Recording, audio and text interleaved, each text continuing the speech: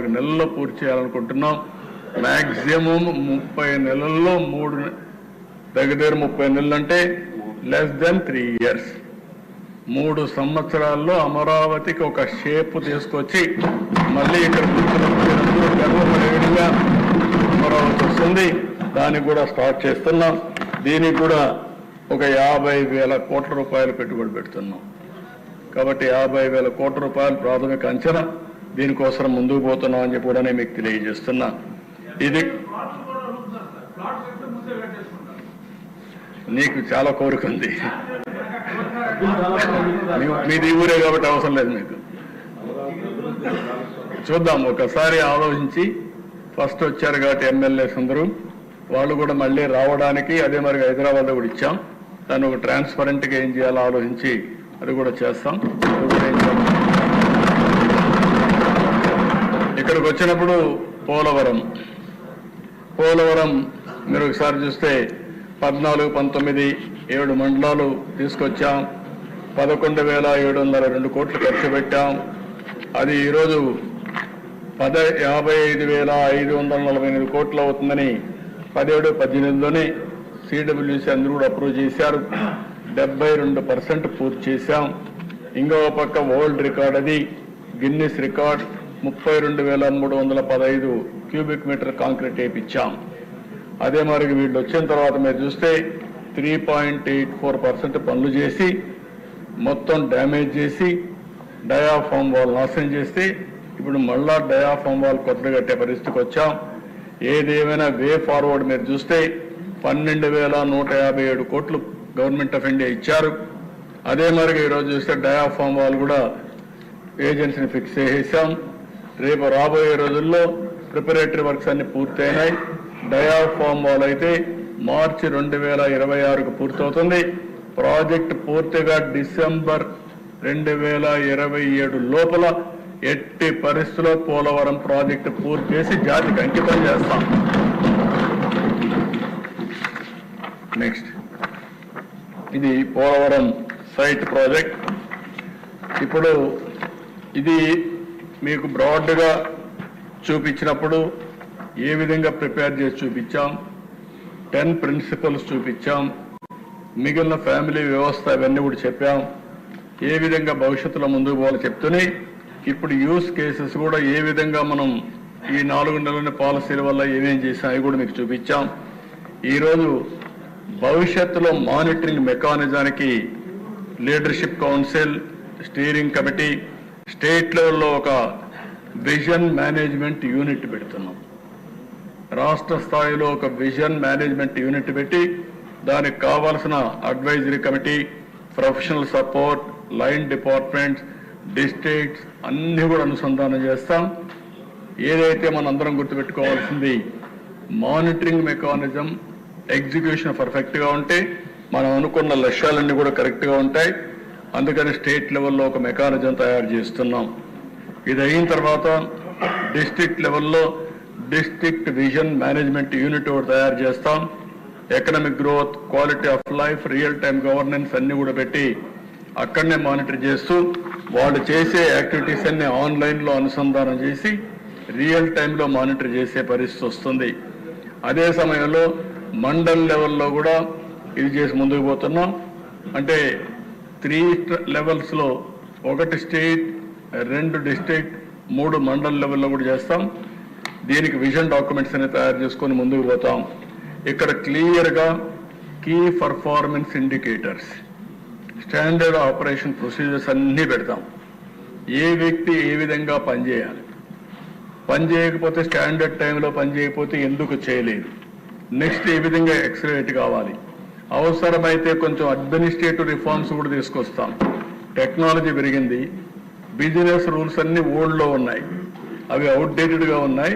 ఇప్పుడు టెక్నాలజీ అంతా కూడా ఫ్యూచరిస్టిక్గా వచ్చేసింది. ఈ 2 అనుసంధానం చేసి ఏ విధంగా చేయాలనో మొత్తం ఆలోచించి దానికి కూడా రిఫార్మ్ చేస్తాం. రాష్ట్రాన్ని మొత్తం మనం చూస్తే అమెరికాలో ప్రెసిడెంట్ ట్రంప్ వస్తానే ఒక 2-3 టాప్ పీపుల్ని పెట్టి కంట్రీలో అడ్మినిస్ట్రేటివ్ రిఫార్మ్స్ తీసుకొచ్చారు. మనం కూడా ఎవరైతే ఎలాన్ మస్క్ అని రామస్వామిని 2 పెట్టి వారు కూడా తెచ్చే పరిస్థితి వచ్చారు. మనం కూడా అవన్నీ ఆలోచిస్తాం. ఆలోచించి ఏమేం చేయాలో చేస్తూనే ప్రైమరీ, సెకండరీ, టెరిషరీ ఈ 3 సెక్టర్స్లో మీరంతా కూడా మనం ఎకానమీ జిఎస్టిపిని మానిటర్ చేస్తాం. ఇంకొక పక్కన మనం సేవలు అందిస్తూ ఉంటాం. ఒకటి మనం ఇచ్చే వెల్ఫేర్, 2 మనం ఇచ్చే రెగ్యులేటరీ సర్వీసెస్. ఇవన్నీ కూడా వేరియస్ థింగ్స్ పెట్టుకొని అల్టిమేట్గా ప్రజలకు సాటిస్ఫాక్షన్ ఉండే విధంగా ట్రాన్స్పరెంట్గా ఎక్కడికక్కడ పనులు చేసే విధానానికి శ్రీకారం చుడతాం. దీనివల్ల చాలా వరకు ఒక పాజిటివ్ అట్మాస్ఫియర్ క్రియేట్ అవుతుంది. ప్రజలు కూడా ముందుకు వచ్చే పరిస్థితి వస్తుంది. అదే మరి ఎక్కడికక్కడ క్లియర్ మెజరబుల్ ఆబ్జెక్టివ్స్ పెట్టుకుంటూనే అదే మరి ఇంకొక పక్కన మీరు చూస్తే division and roles and responsibility అక్కడ డిస్ట్రిక్ట్, మండల్ లెవెల్కి తీసేపోయి అన్ని ఏరియాల్లో జవాబుదారీతనం తీసుకొస్తాం. రేపు రాబోయే రోజుల్లో ఒక ఆఫీసర్ ఇప్పుడు నేను చూస్తున్నాను మానవతా దృక్పథంతో హ్యూమన్ యాంగిల్లో మీరు ఆలోచించి సమస్యల పరిష్కారం చేయమంటే మనం ఒక పిటిషన్ పంపిస్తే ఆయన పైకి పంపిస్తాడు, అంటే కిందికి పంపిస్తాడు, డిస్పోజ్ అయిపోయింది అంటాడు. ఇది కరెక్ట్ డిస్పోజల్ కాదు. డిస్పోజల్ అంటే ఆ సమస్యకు పరిష్కార మార్గం చూపించడం, హ్యూమన్ యాంగిల్లో ఆలోచించడం. అంతేకాకుండా పక్క వాళ్ళకు పంపిస్తే మళ్ళా అతను తిరుగుతానే ఉంటాడు. 5 ఏళ్ళు, 10 ఏళ్ళు, 20 ఏళ్ళు తిరుగుతున్నారు. జీవితాంతం తిరిగే పరిస్థితి వచ్చారు. తిరిగి తిరిగి విసిగిపోయి కొంతమంది జీవితాలు వదులుకునే పరిస్థితికి వచ్చారు.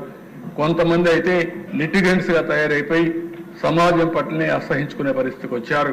అందుకే దీనికి ఎక్కడో ఇక్కడ పరిష్కార మార్గం పెట్టాలి. నేను అదే ఆలోచిస్తున్నా.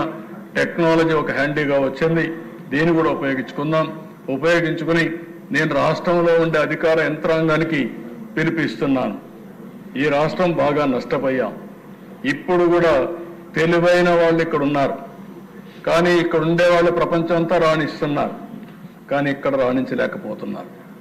దానికి కారణం ఏంటి? ఈరోజు దక్షిణ భారతదేశంలో తక్కువ జిఎస్టిపి వచ్చే రాష్ట్రం, తక్కువ ఆదాయం వచ్చే రాష్ట్రం, తక్కువ తలసరి ఆదాయం వచ్చే రాష్ట్రం ఆంధ్రప్రదేశ్ రాష్ట్రం. ఇది ఏమాత్రం కూడా ఆమోదయోగ్యం కాదు. దీన్ని మనందరం కూడా ఆలోచించాల్సిన అవసరం ఉంది.